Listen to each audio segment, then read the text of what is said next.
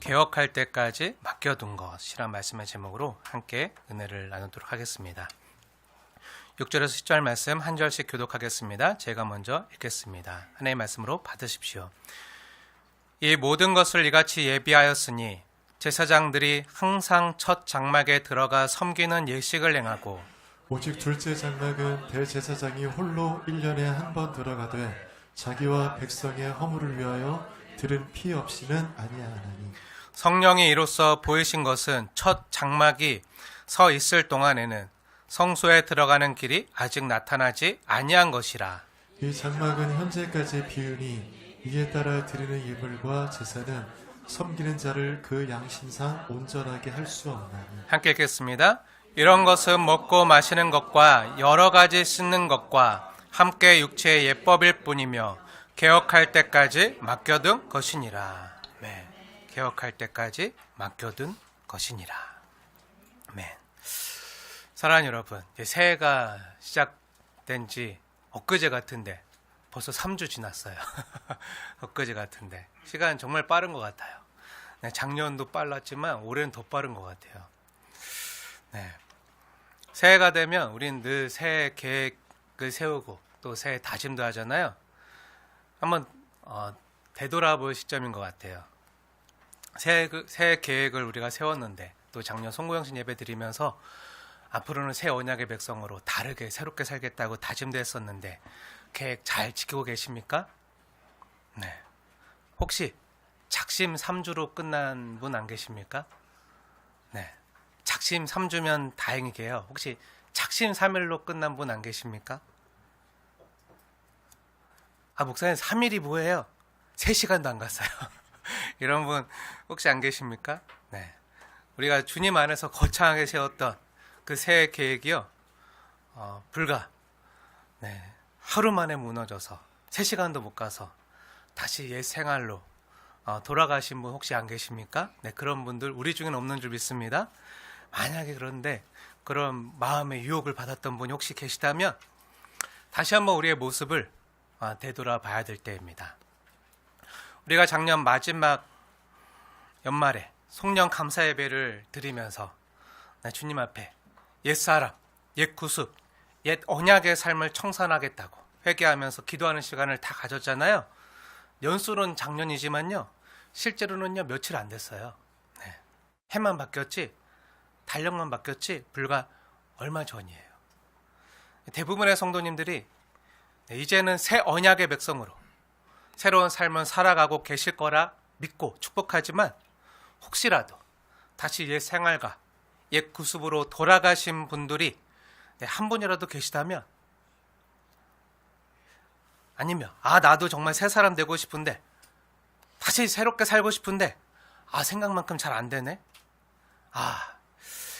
다시 옛 모습, 옛 사람이 나에게 더 익숙하고 그게 더 편하고 그리운데 다시 돌아갈까? 하고 사단이 주는 유혹에 혹시라도 흔들리셨던 분들이 계시다면요. 오늘 하나님께서 우리 공동체에게 주시는 말씀을 잘 들으시길 권면합니다. 우리가 새해 첫 주 하나님께 말씀을 받았잖아요. 이제 옛사람을 벗어버리고 우리를 도우시는 예수님과 함께 새해부터 새 언약의 백성의 삶을 살아가겠노라고 이렇게 다짐을 했었는데요. 다짐한 대로 잘 살고 계신가요? 네. 혹시 잘 되지 않는다면 왜 그럴까요? 네, 사실 달력이 바뀌고요. 해만 바뀌었지 달라지지 않은 게 있어서 그래요. 그럼 그게 뭐죠? 달라지지 않은 게 뭐죠? 네, 안 바뀐 게 뭐죠? 달력은 바뀌었어요? 네, 안 바뀐 게 있어요. 안 바뀐 게 뭐죠? 네, 사람이 안 바뀌었어요. 사람이 안 바뀌었어. 그게 제일 중요해. 사람이 안 바뀌었다는 게 너무 중요해. 내가 바뀌지 않으면요 아무것도 안 바뀌어요. 사람이 바뀌지 않으면요 해가 바뀌고 환경이 바뀐다고 해서요 사람이 바뀌는 게 아니에요. 사람이요 잘 바뀌지 않아요. 이제 내가 새해가 됐으니까 이전에 즐기던 세상 쾌락과 즐거움 다 벗어버리고 다 청산하고 옛 구수, 옛 피조물 죽었다. 이제 예수님과 함께 산다. 새해부터 다시 산다. 하는 마음으로 이제 예수 잘 믿는 새 사람이 돼야지. 이제 내가 사는 것이 아니라 나를 사랑하사 자기 몸을 버리신 예수님과 함께 예수님 주시는 생명으로, 부활 생명으로 살아야지. 새 사람 돼야지 하고 교회 나오고 예배를 드린다고 해도요, 예배를 드리는 그 사람의 마음이 바뀌지 않으면요, 달라지지 않는 거예요. 제가 왜 이런 이야기로 서두를 꺼내냐면요, 오늘 본문의 내용이요, 이것과 매우 밀접한 관련이 있기 때문이에요. 사실 지난주와 오늘 2주간에 걸쳐서 나누는 본문인 히브리서 9장 1절부터 10절까지 말씀이 바로 조금 전 제가 했었던 이야기랑 같은 이야기예요. 한번 보세요. 8절에는요, 8절 말씀이 뭐냐면, 이렇게 하나님께 온전한 예법으로 다 나가도, 성소에 들어가도 어떻게 된다고요? 길이 나타나지 않는다고요. 길이 없다는 거예요. 9절 말씀. 이 장막, 우리 지난주에 성막 배웠잖아요. 성막에 대해 이 장막 현재까지 비우니 이에 따라 드리는 예물과 제사로는 섬기는 자를 어떻게 한다고요? 온전하게 할 수 없다고요. 우리가 아무리 예배를 드리고 헌금을 드리고 그 예법에 따라서 율법을 다 지켜도 이것은 어떻게 된다고요? 우리를 온전하게 할 수 없다는 거예요.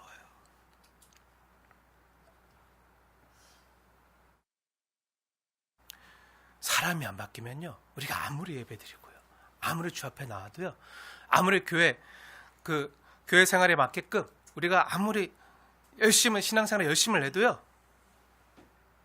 이걸로는요 안 된다는 거예요. 그 얘기를 히브리서 9장에 하고 있는 거예요. 우리가 지난주에 개혁할 때까지 맡겨둔 것이라는 제목의 첫 번째 시간을 가졌잖아요. 부제로는 세상에 속한 성소였어요. 기억나시죠? 네. 그럼 왜 성막을 가리켜서 하나님이 세상에 속한 성소라고 한 거죠? 이 성막도 하나님이 주신 거잖아요. 하나님의 설계도대로 하나님이 주신 건데 왜 세상에 속한 성소라고 얘기한 거죠? 왜 성경이 그렇게 하나님께 속한 성소라고 안 하고 세상에 속한 성소라고 말하고 있는 거죠? 네. 이유는요, 하늘 성소와 대조하기 위해서예요. 하늘 성소.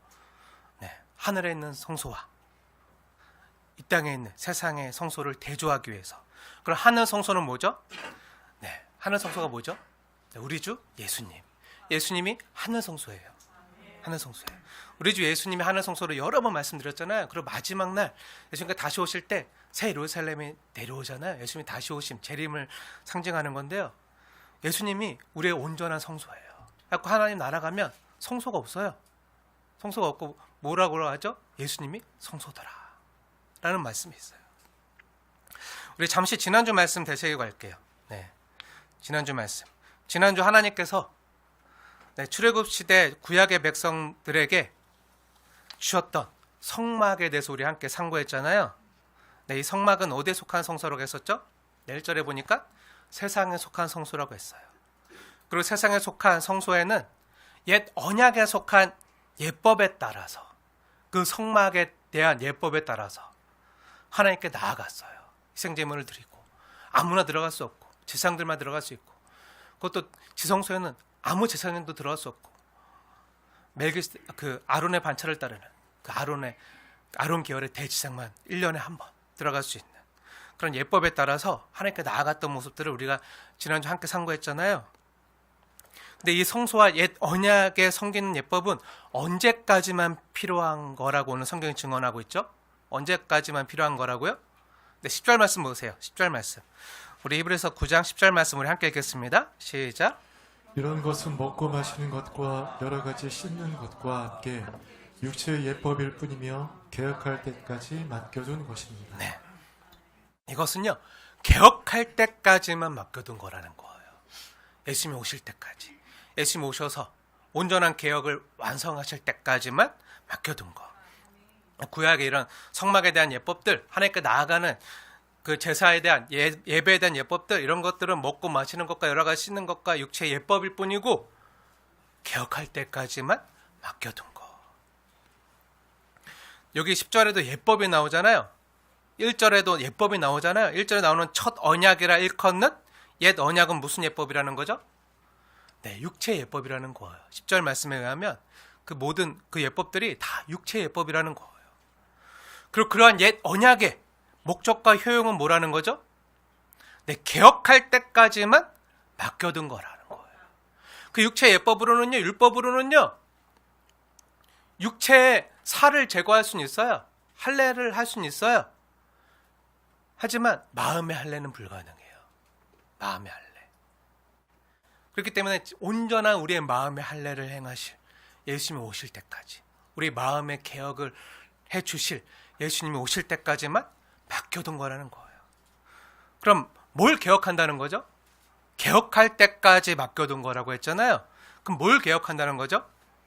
네, 죄인데 우리 마음을 개혁할 때까지, 마음의 할례를,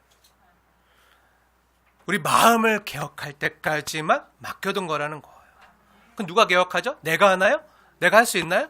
못한다는 거. 사람으로는 불가능하다는 거예요. 오직 예수님으로만 가능하다는 거예요. 사람 스스로는요, 자신의 마음을요, 개혁할 수가 없어요. 우리가 늘 다짐하잖아요. 아무리 연말에 후회를 하고, 이렇게 살지 말아야지, 이제는 후회를 덜 해야지, 이제 더 좋은 선택을 해야지, 막 연말에 후회를 하고 새해 또 다짐을 하고 계획을 세우고, 이 사실을 잊지 않도록 막 계획표도 눈에 보이는 거 다 붙여놓고 해도 어떻게 되죠? 잘 못 지키잖아요. 이것을 잊지 않도록 이스라엘 백성들은요, 아예 몸에 새겼어요. 몸에 새겼다고요. 어디에 새겼죠? 생식기에 세웠어요. 할례를 했어요. 할례처럼 몸에 새겨도 안 된다는 거예요. 사람 스스로는요, 자기 스스로를 바꿀 수도 개혁할 수도 없다는 거예요.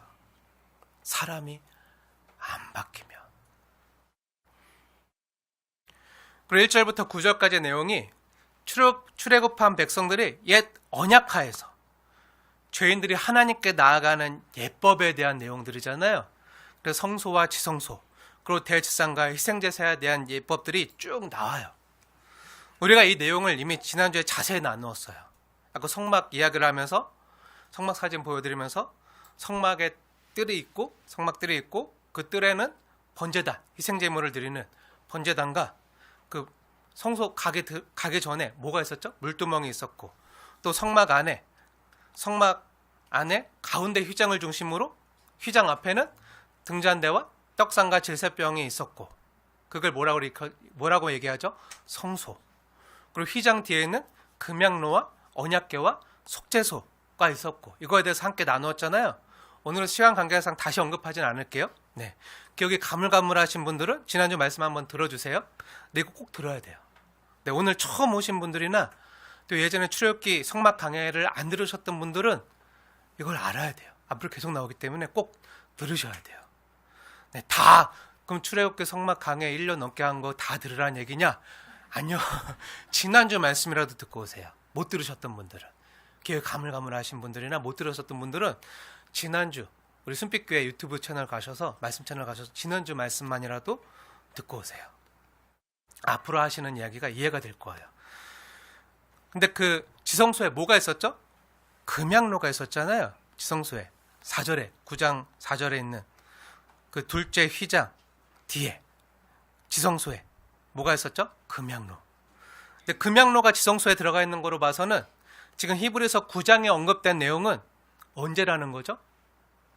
네, 1년에 한 번 대속죄일 날 대제사장이 자기와 백성들의 죄를 용서받기 위해서 대제사장이 금양로를 가지고 지성소 안으로 들어갔을 때를 가리키고 있는 거잖아요. 그럼 왜 하나님께서는 히브리서 9장에서 히브리서에서 대속죄를 언급하고 있는 거죠? 평시가 아니라 대속죄를 왜 언급하고 있는 거죠?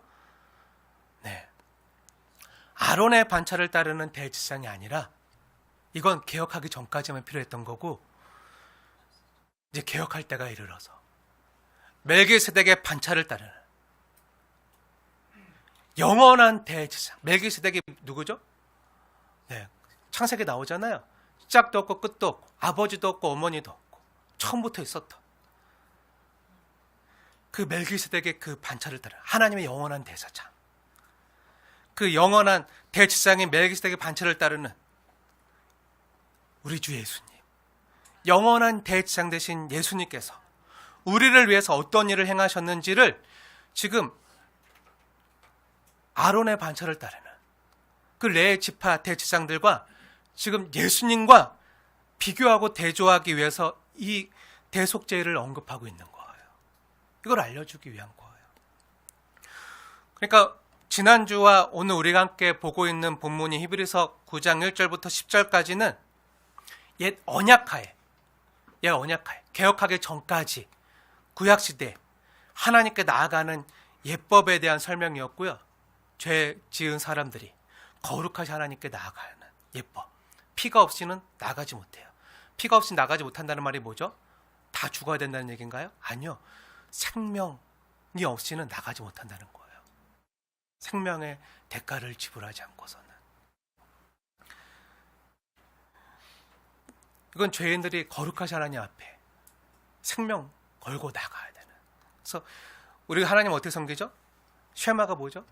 너는 마음을 다하고 뜻을 다하고 목숨을 다하여 하나님을 사랑하라. 그런 마음을 하나님께 나아가는 그런 예법들에 대해서 구약이 다 설명하고 있는 거예요. 1절부터 10절까지는 개혁하기 전까지 필요했던 그 예법에 대한 설명이고요. 이제 다음 주에 살펴볼 11절부터 14절까지는 새 언약하에 하나님께 나아가는 예법에 대한 거예요. 쉽게 말하면 1절부터 10절까지는요. 구약의 레위 지파 제사장들에 의해서 드려졌던 희생 제사에 대한 예법이고요. 이제 다음 주에 살펴볼 11절부터 14절까지는 우리의 영원한 대제사장 예수님께서 자신의 몸으로 희생 제물을 드리신 새 언약에 대한 예법이 나오는 걸 알려주고 있는 거예요. 그런데 둘 다 공통적으로 중요한 건요. 하나님께 나아가기 위해서는요. 그냥 나아갈 수 없다는 거예요. 예법이 필요하다는 거예요. 뭐가 필요하다는 거죠? 대제사장이 필요해요. 대제사장이 필요하고 제물이 필요해요. 그리고 피가 있어야 된다는 거예요. 피, 생명이 있어야 된다는 거예요. 하나님께 나아갈 때 그냥 나아갈 수 없고요. 하나님이 세우신 예법에 따라 나아갈 수 있다는 거예요. 옛 언약하에서는요. 레위 지파 제사장들이 필요했고요. 새 언약하에서는 오늘날 우리에게는 대제사장 되신 예수님이 필요하다는 거예요. 그래서 예수님을 의지하고 우리 모두가 다 만인 제사장이 돼서 예수님의 보혈을 의지해서 하나님 아버지 앞에 은혜 보좌 앞에 담대히 나갈 수 있다는 거예요. 근데 여기서 공통점은요. 하나님께 나아가기 위해서 구약이나 신약 시대인 오늘이나 대제사장이 필요하다는 거예요. 사람 스스로는 안 된다는 거예요. 오늘 우리가 함께 읽은 본문에요. 오늘 본문 히브리서 9장 6절과 7절 한번 보세요. 6절과 7절에 보면 첫 장막과 둘째 장막이 나오는데요. 6절에는 첫 장막에 들어가 섬기는 예식들, 예법들이 나오고 7절에는 둘째 장막에 대한 내용들이 나오는데 그럼 첫 장막은 뭐고 둘째 장막은 무엇일까요? 뭐죠? 네. 어렵게 생각하실 거 없어요? 네. 첫 장막은 성소예요. 여기는 일반 레위 지파 제사장들도 들어갈 수 있어요. 근데 둘째 장막은 아무나 못 들어가요. 제사장이라고 다 들어갈 수 없어요. 둘째 장막이 지성소예요. 지성소. 이 지성소에는 아무나 못 들어가요. 누구만 들어갈 수 있죠? 대제사장만 들어가요. 대제사장. 오직 아론의 반차를 따르는 대제사장만 1년에 한 번 자기와 백성들의 죄를 속하기 위하여 희생제물을 드리고 그 짐승을 잡고 피를 뿌리고 다 씻고 정결하게 예식을 다 행하고 또 그걸 들고 그 피를 들고 어떻게 한다 그랬죠? 지성소 안으로 들어가서 휘장을 지나서 지성소 안으로 들어가서 거기 언약궤 속죄소 위에 그 피를 뿌린다고 했잖아요. 붓고 그 속죄소 앞에 그 위에 옆에 동쪽에 다 붓고 하는 제사를 드린다고 했잖아요. 이에 대한 자세한 설명은 지난주에 했기 때문에 다시 언급하지 않을게요. 여기서 한번 생각해 봐야 될 게 있어요. 구약의 대제사장들이 성막에 들어가기 전에 꼭 하던 게 있어요. 짐승을 잡고 피를 받아서 들어가기 전에 꼭 하던 게 있어요. 하나님 만나기 위해서 거룩하신 하나님 인지하시는 그 성소에 들어가기 위해서 하던 게 있었어요. 뭐죠? 네, 손을 씻어야 돼요. 손을 씻어야 돼요. 제단에서 번제단에서 희생 제물을 잡은 다음에 성소에 들어가기 전에 반드시 물두멍에 가서요, 손을 씻었어요. 그런데 우리의 대제사장 대신 예수님께서도 이와 같은 예식을 치르신 거 아십니까? 예수님도 손을 씻었다고요. 예수님은 대제사장이면서도 하나님의 어린 양으로 오신 우리를 위한 희생 제물이셨어요. 대제사장이면서도 희생 제물이 되셔서. 예수님께서 십자가 지시기 전에 언제 손을 씻으셨죠? 네, 우리가 다 들어서 알고 있지만 십자가 지시기 바로 전에, 잡시기 전날 밤에 최후의 만찬을 하시면서 이와 같은 예식을 하셨어요. 그렇죠? 수협에 나오신 분들은 이미 다 여러 번 들어서 아시겠지만, 우리가 요한복음 강의할 때 십자가 지시기 바로 전에 예수님께서 제자들과 함께 최후의 만찬을 하시다가 이것 새 언약이다, 받아 먹으라, 이것이 내 살이다, 이거 내 피다, 이게 새 언약이다 말씀하시면서 갑자기 어떻게 하시죠? 갑자기 수건을 허리에 두르시고 대야를 가지고 오세요.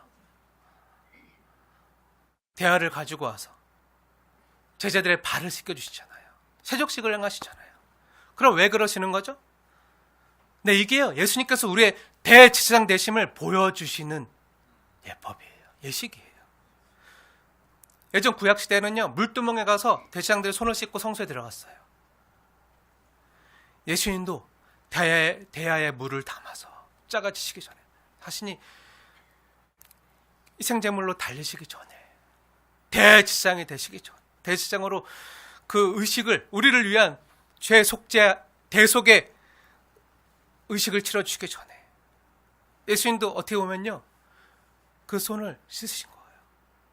예수님께서 세족식을 행해 주신 것은요, 우리의 죄를 씻겨주시는 대제사장의 모습을요, 직접 보여주신 거라 할 수가 있어요. 그리고 이러한 구약의 대제사장에 대한 예법은요, 모두 장차 오실 예수님에 대한 모형이었던 거예요. 괜히 물두멍 하나님 만들려고 한 게 아니에요. 예수님께서 장차 오셔서, 앞으로 오셔서 우리를 위해서 어떤 일을 행하실 것인지를 미리 보여주는 모형이라고요. 예수님은 원형, 실체고. 그래서 이걸 가리켜서 9절에서 뭐라고 그러죠? 히브리서 9장 9절. 9절에 뭐라고 얘기하죠? 한번 자세히 보세요. 제가 9절 말씀 읽겠습니다. 이 장막은 뭐라고요? 현재까지의 비유니. 다 비유라는 거야. 이 장막은, 이 구약에 있었던 그 성소, 지성소, 이 장막은 다 예수님을 나타내기 위한 비유라는 거예요. 개혁할 때까지 원형이신 예수님을 나타내기 위한 비유였다는 거예요. 근데 9절 말씀 한번 다시 자세히 보세요. 9절 말씀 보세요. 근데 문제가 뭐죠? 이 비유로는 안 된다는 거예요. 옛 언약하에 예물과 제사는 어떻다는 거죠? 아무리 많은 짐승을 잡고요, 짐승의 피를 흘린다고 해도요, 우리가 깨끗해질 수 있나요? 문제는 없다는 거예요. 불가능하다는 거예요. 아무리 많은 예물과 희생 제사를 드리고 그 어떠한 예법으로도 섬기는 자를 어떻게 한다고요? 그 양심상 온전하게 할 수 없다는 거예요. 하나님의 말씀이에요. 그리고 10절 말씀 보세요. 10절 말씀 우리 함께 읽겠습니다. 10절 시작. 이런 것은 먹고 마시는 것과 여러 가지 씻는 것과 함께 육체의 예법일 뿐이며 개혁할 때까지 맡겨둔 것입니다. 네. 아멘. 이러한 모든 것들이요, 옛 언약에 대한 것들이요, 뭐라고요? 육체의 예법일 뿐이며 개혁할 때까지만 맡겨둔 거라는 거예요. 그래서 이거로는 안 된다는 거예요. 이거는 우리를 온전케 할 수 없다는 거예요. 앞으로 우리를 정말 죄에서 구원하실 메시아, 구원자 예수님이 오실 것을 비유로만, 모형으로만 보여주는 거기 때문에 이거로는 안 된다는 거예요. 사랑하는 여러분, 하나님께서 이 같은 말씀을 통해서 우리에게 일깨워 주시는 메시지가 뭐죠? 네, 문제는요, 우리 겉모습이 아니라, 우리 종교적인 열심이나 그런 예법들이 중요한 게 아니라 우리 마음이라는 거예요. 마음. 내가 안 바뀌면 아무 소용없다는 거예요. 구약의 이스라엘 백성들 역시요, 하나님께 나아가기 위해서 계속 제사를 드렸어요. 매년 제사를 드렸어요. 매주 제사를 드렸어요. 늘 짐승을 잡아서 괜히 애꿎은 죄 없는 어린 양을 끌고 오고, 염소를 끌고 오고, 소를 끌고 와서 예법에 따라서 규례도에 정확히 지켰어요. 근데 그 제사를 드리는 사람의 속마음은요, 변하지 않았어요. 양을 잡고 그 힘든, 제가 그 제사 드리는 거, 번제 드리는 거 여러 번 말씀드렸잖아요. 그거 누가 드린다고요? 제사장이 대신 드려주나요? 아니요. 소를 데려와서요, 그 소를 누가 잡죠? 대제사장이 잡아주나요? 안 잡아요. 본인이 직접 잡는 거예요. 소 한 마리를 끌고 와서, 황소 한 마리 끌고 와서 본인이 그 소를 잡는다고요. 칼 한 번 머리에 한다고 죽나요? 안 죽죠. 소 한 마리 한번 생각해 보세요. 칼이나 도끼로 머리 한 번 찍는다고 죽나요? 안 죽죠. 어떡하죠? 그 황소가 길길이 뛰겠죠. 그 잡아가지고 정확히 그 동맥, 그 목에 있는 동맥 찾아서 그 죽이고, 그 숨을 죽이고, 이렇게 피를 다, 그 힘이 없어서, 그 다음에 어떡하죠? 배를 가르고, 창자 안에 있는 창자를 다 누가 꺼내주죠? 대장이 꺼내주나요? 아니요, 본인이 하는 거예요. 본인이 다 창자를 다 꺼내고, 그걸 또 다 가서 씻고, 물 떠와서 다 번제에서 씻고, 그리고 그 짐승의 각을 다 떠요. 머리 자르고, 그 다리 자르고, 다 자르고, 꼬리 자르고, 다 부위별로 완전 발골을 하는 거예요. 정육점에서 발골하듯이 하나하나 다 발골해서 정확 깨끗하게 다 물로 씻고 다 한 다음에 그 피를 담고, 피를 앞에 뿌리고 다 한 다음에 그걸 번제에다 올려서 태우는데 누가 하죠? 본인이 그 모든 걸 다 하는 거예요. 대제사장은요, 피만 받아줘요. 피만 받아서 피만 뿌려주는 거예요. 근데 그 황소 한 마리 데려와서 제가 죄를 지면, 거짓말하고 나쁜 말하고 막 그러면, 누구 미워하고 막 그랬으면 그걸 늘 해야 된다고요. 죄인이 하나님 앞에 나가기 위해서. 그렇게 힘들게 갖고 와가지고, 그렇게 그러면 그 제사 한번 드리고 나면, 예배 한번 드리면 그 사람이 어떻게 되겠어요? 진이 빠지겠죠. 온 몸이 땀투성일 거고, 온 몸이 피투성일 거고, 그렇게 힘들게 하나님 앞에 나와서 힘들게 예배 드렸는데, 제사 드렸는데, 그러면 갈 때 그렇게 힘들게 예배 드려 갔으니까, 이젠 두 번 다시 죄짓지 말아야지. 또 내가 우리 집에서 키우던 내가 이뻐하던 소인데, 내가 이뻐하던 양인데 아무 잘못도 없고, 내 대신 얘가 죽었구나. 이제 더 이상 죄짓지 말아야지. 내가 또 죄지면 내가 맨날 아침마다 밥 주는 저 어린 양이 죽어야 돼. 어떻게 그래? 내가 키우는 너무 사랑스러운 애들인데 내가 죄지면 안 돼. 내가 죄지면 안 되지. 한데 그렇게 돌아갔는데 또 어떻게 되죠? 또 금방 죄져요. 하루가 안 지나서. 이렇게 하나님께 예배드리고 돌아서도요, 똑같아지는 거예요. 사람이 안 바뀌었기 때문에. 그 예법으로는요, 안 된다고요. 그 양심상 온전하게 할 수 없다고요. 사람이 변하지 않으면요, 애꿎은 짐승만 계속 죽어나가는 거예요. 그 고생만 계속 해야 되는 거예요. 아무리 예법에 따라서 정확한 규례로 예배를 드리고 제사를 드려도, 그 제사를 드리는 여러분의 속마음이 변하지 않으면요, 아무 소용이 없다는 거예요. 예배 드리고 집에 가서 여전히 돌아서서 또 죄짓고, 그러면 다시 두려움은 반복되고, 그로 인해서 하나님 앞에 담대히 나아갈 수가 없는 거예요. 이게 옛 언약의 한계였어요. 옛 구약시대 백성들의 한계였어요. 오늘 말로 얘기하자면 종교 행위로는 한계가 있다는 거예요. 종교 행위의 한계예요. 종교 행위는요, 우리의 행동만 바꾸려고 하지 우리의 양심을 바꾸지 못해요. 하지마, 이거 해, 이거 꼭 해야 돼, 너 교회 다니면 이거 해야 돼, 그리고 교회 다니는 사람들 이거 하면 안 돼 하고, 해, 하지마, 해, 하지마, 이것만 계속 알려줘서 우리의 행동만 수정하려고 하고 행동만 바꾸려고 하지, 이런 종교 행위로는요, 율법으로는요, 우리 양심을 새롭게 하지 못한다고요. 그럼 하나님께서 이런 옛 언약을 왜 주신 거죠? 이런 옛 언약을, 우리 양심을 온전케 하지 못하는, 새롭게 하지 못하는 이 언약을 왜 주신 거죠? 이걸로 안 된다는 걸 아시면서 왜 주신 거죠? 이걸 우리를 온전케 할 수 없다면서요. 그 우리를 온전케 할 수도 없는 걸 왜 주신 거죠? 이것도 하나님이 주신 거잖아요.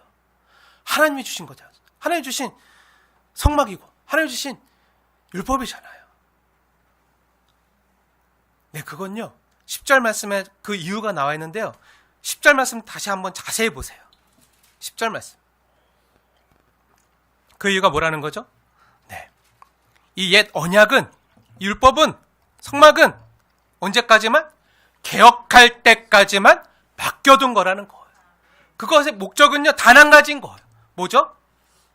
죄인된 사람으로는, 죄인된 나로서는, 내 힘으로는 하나님께 나아갈 수가 없구나. 이걸 깨닫게 하기 위해서예요. 나로는 안 되는구나, 죄인으로 안 되는구나, 나아갈 길이 없구나, 방법이 없구나. 그래서 대지생이 필요하구나. 이걸 깨닫게 하는 거예요. 그래서 내 대신 제물이 필요하구나, 생제물이 필요하구나, 피 흘림이 없은즉 제사함이 없구나. 이걸 깨닫게 하기 위한 거예요. 언제까지요? 개혁할 때까지만 맡겨둔 거라는 거예요. 오늘 본문에서 히브리 사도가요 성막의 구조를 매우 상세히 설명하잖아요. 1절부터. 네, 그럼 그 성막과 그 예법에 대해서 자세히 설명하는 이유가 뭐죠? 네, 그 성막이나 성소나 지성소나 그에 대한 모든 예법이나 지장들에 대한 예법이나 이 모든 것들이 다 거룩하신 하나님을 드러내지만 동시에 또한 무엇을 말해준다는 거죠? 네, 이거로는 아직 길이 열리지 않았다는 거예요. 이런 율법으로는, 이런 옛 언약하에 있었던 하나님 주신 것으로는 길이 아직 없다는 거예요. 8절 말씀 보세요. 제 말이 아니라 하나님의 말씀인데요, 우리 8절 말씀 정말 그러한가 우리 함께 읽겠습니다. 8절 말씀 시작. 성령이 이로써 보이신 것은 첫 장막이 서 있을 동안에는 성소가 들어가는 길이 아직 나타나지 아니한 것이다. 네, 성령님께서 이것을 우리에게 알려주시는 거예요. 히브리서 말씀을 통해서 성령님께서 보이시는 게 뭐죠? 이 옛 언약하에 있었던 이 성막, 첫 장막이 있을 동안에는 그 하늘 성소에 들어가는 그 길이 나타나지 않았다는 거예요. 하나님 아버지께 나아가는 길이요 아직 나타나지 않았다는 거예요. 이 말은 뭐죠? 네, 쉽게 말해서 길이 없다는 거예요. 길이 없다는 거예요. 옛 방법으로는 안 된다는 거예요. 옛 방법으로는 길이 없다는 거예요. 아무리 해도 안 된다는 거죠. 사람으로서는 안 된다는 거예요. 죄인으로서는 안 된다는 거예요. 아무리 열심히 살아도요, 사람이 어떠한 노력과 방법으로도요, 그 모든 예법과 예식과 율법을 다 지켜도요, 사람으로서는 하나님께 온전히 나아갈 수 없다는 거예요. 길이 아직 나타나지 않았다는 거예요. 열심으로 해결된 문제가 아니라는 거예요. 길이 없다는 거예요. 그래서 오늘 9절 말씀은 우리에게 이런 냉정한 평가를 내리는 거예요. 이것도 성령님이 우리에게 주는 말씀인데요, 이것 가지고는, 그 옛 언약 가지고는, 율법 가지고는 어떻게 된다고요? 그 양심상 온전하게 할 수 없다는 거예요. 이게 하나님의 말씀이에요. 사랑하는 여러분, 우리는 매주 예배를 드려요. 우리 역시 매주 예배를 드리고 열심을 내고 봉사도 하고 헌금도 드리고 이러한 모습으로 신앙생활을 유지할 수는 있지만요, 이것 가지고는 안 된다는 거예요. 이건 역시요 육체의 예법일 수 있다는 거예요. 육체의 예법에만 머물러 있으면요, 이거 가지고는 하나님 앞에 나갈 수 없다는 거예요. 그러니 육체의 예법에 머무르지 말고 그리스도께로 나아가야 한다는 거예요. 이걸 기억해야 돼요. 사랑하는 여러분, 기억하십시오. 우리는요 신앙생활을 하면서도요 얼마든지 또 언제든지 그리스도를 놓치면서도 그럴듯하게 신앙생활할 수 있는 사람들이에요. 그런 능력자들이에요. 회칠한 무덤 같은 능력이 우리 안에 있다고요. 열심히 신앙생활해요. 열심히 봉사도 하고 기도 잘하는 것 같고 성경도 많이 아는 것 같고 막 이렇게 그럴듯하게 들은 건 많아요. 근데 얼마든지 언제든지 예수님과 상관없이 신앙생활할 수 있다고요. 예수님을 놓치고 예수님은 안 보여. 내 열정과 내 열심만, 내 의만 가득해서 교회 가면 이렇게 해야지, 이것도 해야지, 저것도 해야지 하면서 할 수 있다는 거예요. 근데 이거로는 우리를 온전케 할 수 없다는 거예요. 이거로는 하나님께 나아가는 길이 없다는 거예요. 이걸 알라는 거예요.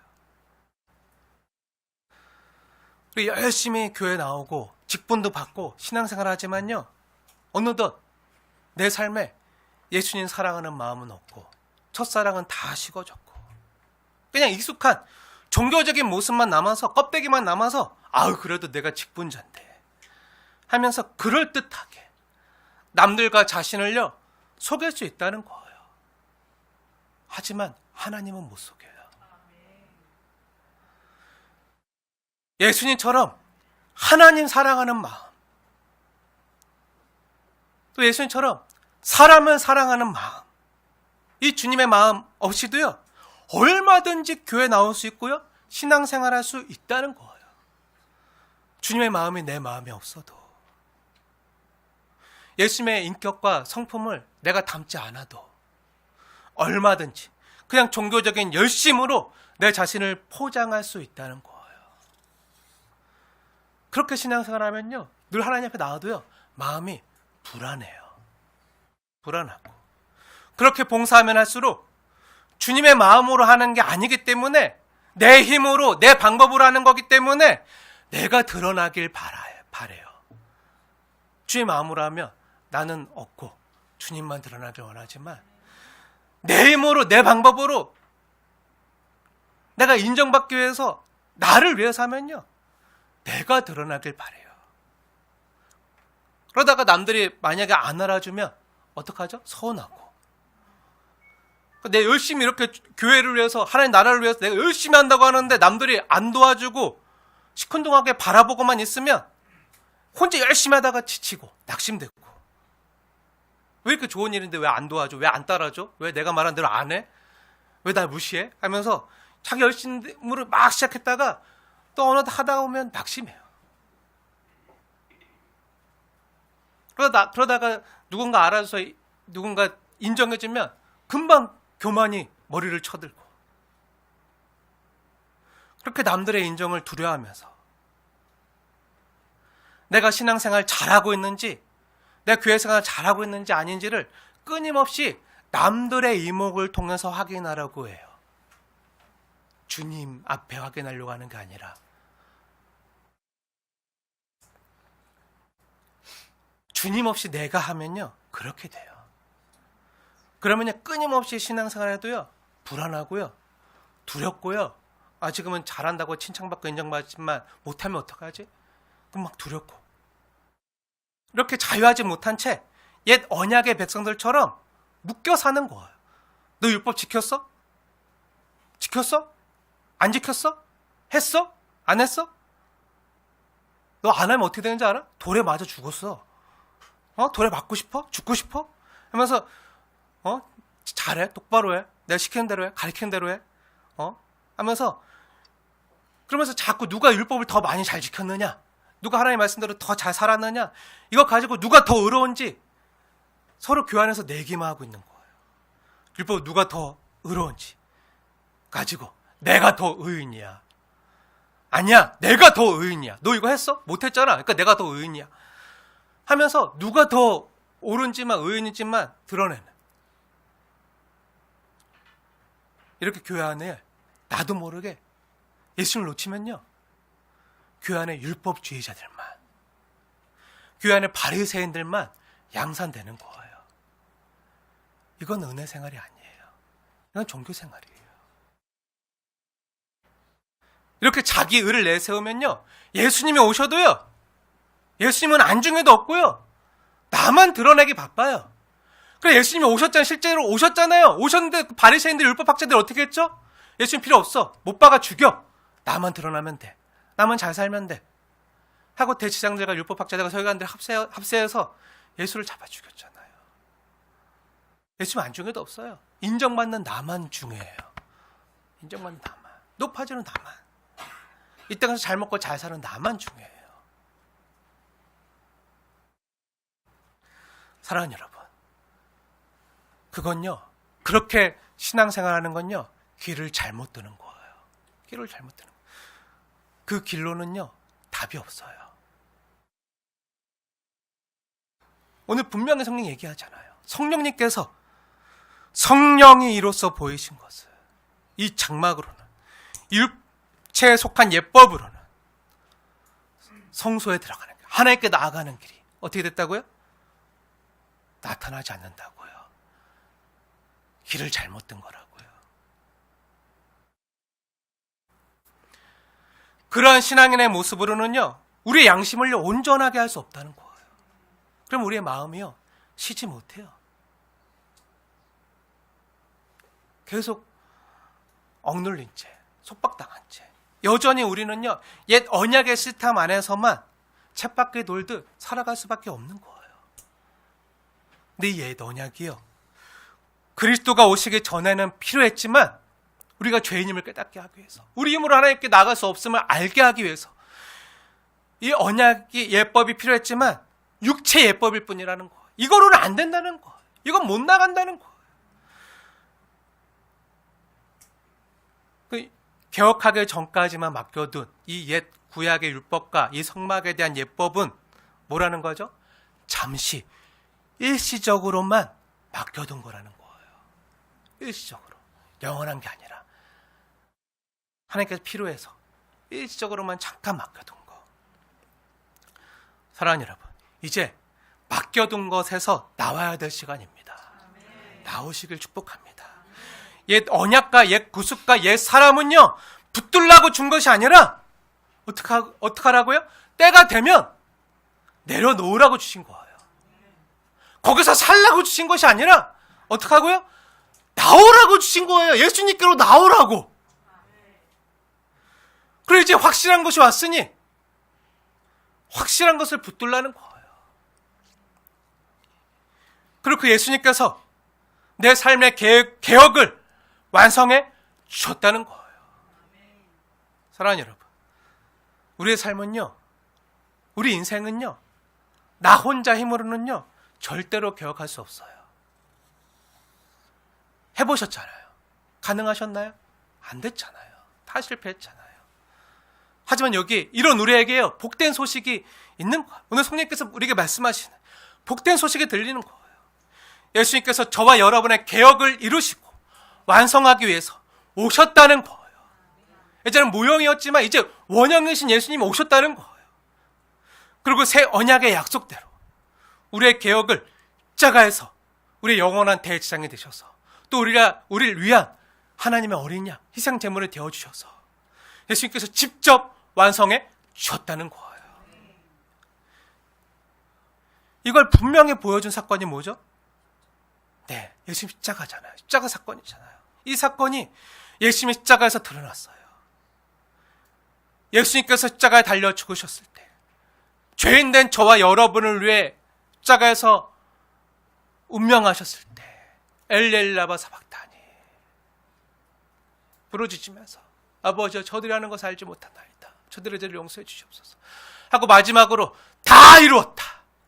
무슨 말이죠? 다 완성했다. 다 개혁했다. 다 이루었다.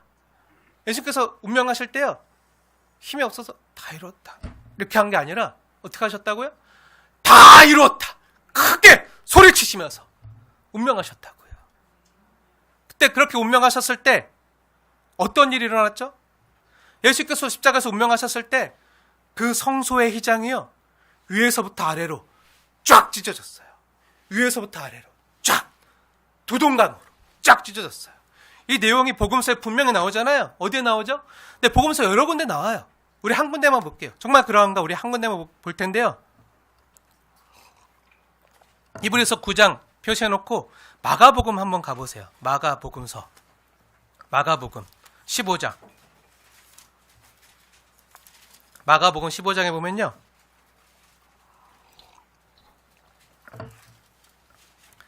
마가복음 15장 37절 38절 2절 보세요. 근데 그 앞에 보면 예수님께서 그 앞에 내용이 예수님께서 십자가에 달리시는 내용이잖아요. 그 십자가에 달리셔서 엘리 엘라마 사박다니 나의 하나님 나의 하나님 어찌 나를 버리시나이까 막 이렇게 하시면서 37절 보세요. 뭐라고 써있죠? 제가 읽겠습니다. 37절 38절 자세히 보십시오. 예수께서 큰 소리를 지르시고, 이걸 다른 복음서에 보면요, 다 이루었다 이렇게 소리 지르시고, 다 완성했다 이렇게 말씀하시고 크게 소리를 지르시고 숨지시니라. 운명하시니라. 이에 어떤 일이 벌어지죠?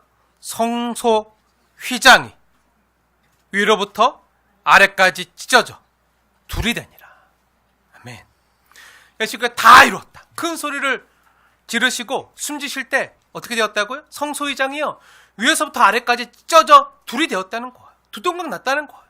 그럼 여러분, 누가 찢으신 거죠? 이 성소 휘장을 누가 찢었죠? 네, 하나님이 찢으셨죠. 하나님이 찢으신 거예요. 여러분, 휘장 두께가 얼마인지 아십니까? 휘장 폭 넓이 말고 두께, 그 휘장의 두께. 우리가 출애굽 강의할 때 이미 우리 함께 살펴봤지만 다 보아서 아마 기억하시겠지만 휘장은요 여러 개의 실을 베베 꼬아서 만들어요.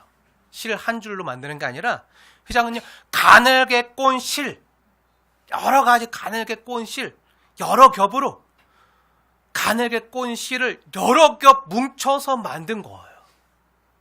그게 휘장이에요. 커다란 카페트처럼. 그 카페트랑 비교가 안 될 정도로 굉장히 두꺼워요.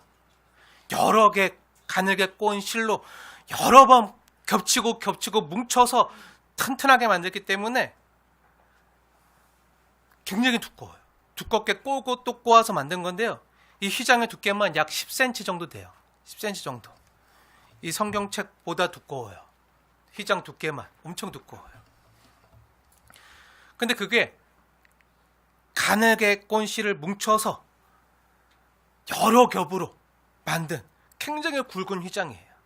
이 두꺼운 휘장은요, 그래서 어떤 사람의 힘으로도요 찢을 수가 없어요.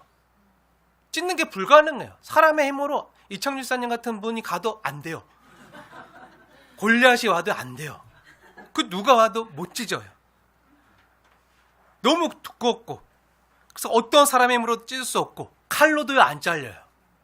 창으로도요 안 뚫려요.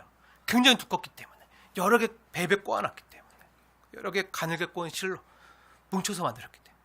근데 이 두꺼운 휘장이에요. 그 어떤 사람의 방법으로도 찢는 게 불가능한 이 휘장이요, 예수님께서 십자가에 달려 운명하실 때 위에서부터 아래로 갈라졌어요. 두 동강 났어요. 그럼 왜 하나님께서 이 휘장을요 위로부터 아래로 찢으신 거죠? 위로부터 왜 아래로 찢으신 거죠? 네, 저와 여러분의 살 길을 열어주기 위해서요. 길이 없었잖아요. 옛 성막에는 길이 없었잖아요. 그 휘장을 지나서 지성소 들어가는 그 길이 없었잖아요. 사람으로 안 됐잖아요. 근데 하나님께서 직접 이 휘장을 찢으신 거예요. 그리고 저와 여러분의 길이 되신 거예요. 길을 내어주신 거예요. 제 말이 아니라 하나님의 말씀인데요. 사랑하는 여러분, 정말 그러한가? 우리 다시 히브리서로 돌아와서 히브리서 9장에서 한 장 더 넘겨서 10장 보세요. 10장. 히브리서 10장 말씀 보세요. 오늘 말씀과 비교하면서 오늘 보면 8절에 길이 아직 나타나지 아니한 것이라 말씀하잖아요. 그리고 10장 한 장 넘어가서 히브리서 10장 20절 보세요. 20절. 히브리서 10장 20절 말씀. 너무 중요하기 때문에 우리 다 같이 마음에 새기면서 우리 함께 읽겠습니다. 시작. 그 길은 우리를 위하여 휘장 가운데로 열어놓으신 새로운 살 길이요, 휘장은 곧 그의 육체니라. 네, 아멘. 하나님께서 뭐라고 말씀하시죠? 성령님께서 뭐라고 말씀하시죠? 네, 그 길이 열렸다는 거예요. 그 길이 어디로 열렸다고요?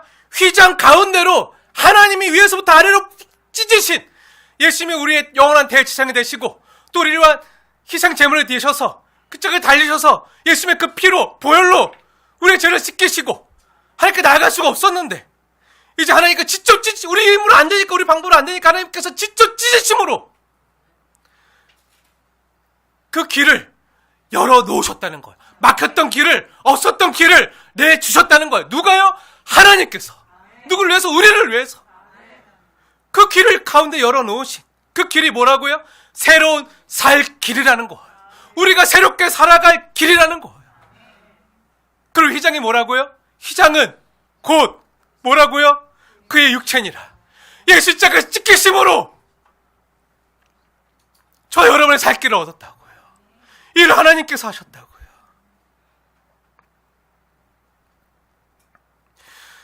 이 휘장이 그리스도 육체로 분명히 선포해주고 있잖아요. 성령께 증언하고 있는 거예요. 죄인된 사람으로서는요, 우리로서는 하나님께 나아갈 수가 없는데요, 예수님께서 저와 여러분의 대지장에 되어주셔서 하나님께 담대히 나아갈 새로운 살 길을 열어주셨다는 거예요.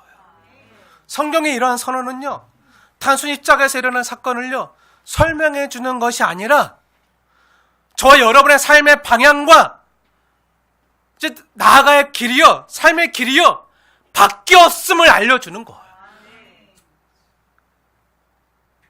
우리에게 길이 생겼음을 선포해 주는 거예요. 그러니 더 이상 길이 없는 곳에서 서성이지 말라는 거예요. 옛 언약, 옛 구습, 옛 사람의 방법에서 서성이지 말고 새로운 살 길로 나오라는 거예요. 길이 분명히 있다는 거예요. 길이 여기 있으니 길 대신 예수님께 나오라는 거예요. 사랑하는 여러분, 혹시 우리 중에요, 앞길이 막막하고 어디로 가야 될지 모르겠고 나는 늘 부족하고 그래서 혼자 버텨야 된다고 생각하는 분 혹시 안 계십니까? 이런 우리에게 하나님께서 오늘 복음을 주시는 거예요. 새로운 살 길이 열렸다. 하나님이 이걸 위해서 휘장을 찢으셨다. 위에서부터 아래까지. 그래서 예수님께서 그 육체로 우리 희생제물을 드셔서 하나님께 나아가는, 그 하늘성도 나아가는 길을 열어주셨다. 새로운 살 길을 열어주셨다. 그러니 이제 혼자 견디는 그 외로운 인생을 끝내라는 거예요. 아니, 주님께서 이미 끝내주셨다는 거예요. 내가 개혁할 일이 아니고 주님이 이미 나를 위해 개혁을 완성해 주셨다는 거예요. 그리고 주님이 길이 되어주신다는 거예요. 오늘 본문에서 말하는 살 길은요, 단순히 문제가 없어지는 길이란 말이 아니에요. 교회 다녀도요, 예수님 만나도요, 우리의 고난이 사라지거나 우리의 환경이요 변하지 않아요. 저는 이제 예배 마치면 그 서울시 도봉로 162길 12-11 2층으로 걸어 올라가야 돼요. 옛날 다세대 주택으로 걸어 올라가서 또 추위와 싸우면서 이러고 있어야 되는데, 제가 예배 마치면, 예배 마쳤다고 해서 예수님 만났다고 해서 기도했다고 해서 여기 힐스테이트로 들어가는 게 아니에요. 여기 이 뻔한 세상으로 들어가는 게 아니에요. 네, 똑같다고요. 예수 만나도요, 교회 나와도요, 우리의 고난이나 환경이 변하지 않아요. 근데 뭐가 바뀌죠? 뭐가 바뀌었죠? 네, 지금 이 고난과 이 환경을 살아내는 내가 바뀌는 거예요. 내가 바뀌는 거예요. 내 마음이 새로워지는 거예요. 예전에 안 된다고 생각했는데 되네? 길이 있네? 길이 분명히 있네? 살 길이 있네? 근데 나 혼자 안 되고 나 혼자 외롭게 힘든 길을 가는 게 아니라 주님이 날 사랑하시고 날 위해 십자가에 달리실 만큼 날 사랑하는 그 주님이 나와 함께 가주신다고 하시네. 아니, 예수님이 나의 길이 되어주신다 말씀하시네. 하고 내 마음이요 새롭게 바뀌는 거예요. 안 된다고 생각했는데 이제 되는 거예요. 내가 예수님의 사람으로 바뀌는 거예요. 예전에는 그냥 나였어요. 내 힘으로 살아가려고 했어요. 세상에서 치열하게 싸우면서 조 터지다 보니까 더 악에 바치고 더 분하고 더 억울해서 어떻게든 내가 보란듯이 내가 해보려고 했는데 그런 걸로 안 됐어요. 안 된다. 예수님 만나고 예수님 나의 살 길이 되어주신 보고 내 마음이 바뀌니까 길이 있구나. 그리고 주님이 나와 함께 그 길을 걸어가신다고 말씀하시는구나. 주님이 나와 함께 하심을 믿기에 나와 동행하시고 나의 새로운 살 길을 열어주시기 위해서 십자가에서 보여주신 그 사랑을 내가 믿기에 지금 내게 주어진 이 고난과 환경을요, 예수님 안에서 다시 바라보게 되고 다시 재해석하게 되고, 주님은 지금 나에게 단순히 고통을 주기 위해서가 아니라 지금 나를 연단하시는 과정이구나. 나를 적각불이 흐르는 땅으로 인도하시기 위해서 나를 하나님의 자녀답게, 예수님의 백성답게 연단하시는 과정이구나. 불과 구름 기둥으로 인도하시는 과정이구나.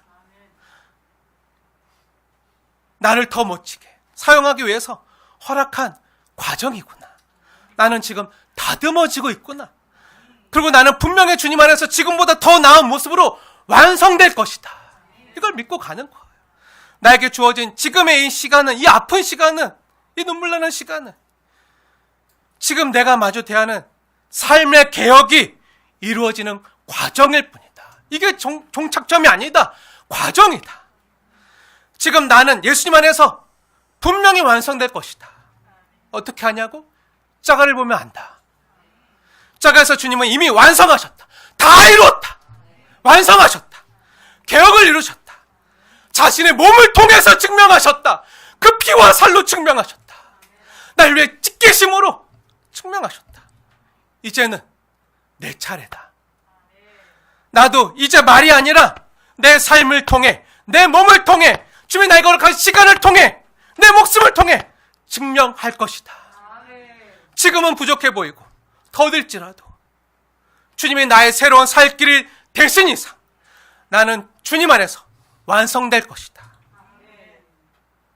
오늘보다 내일 더 완성될 것이고, 아니 이미 어제보다 오늘 더 완성되었다. 나는 이것을 믿는다. 난 주 안에 있다. 난 주님의 사람이다.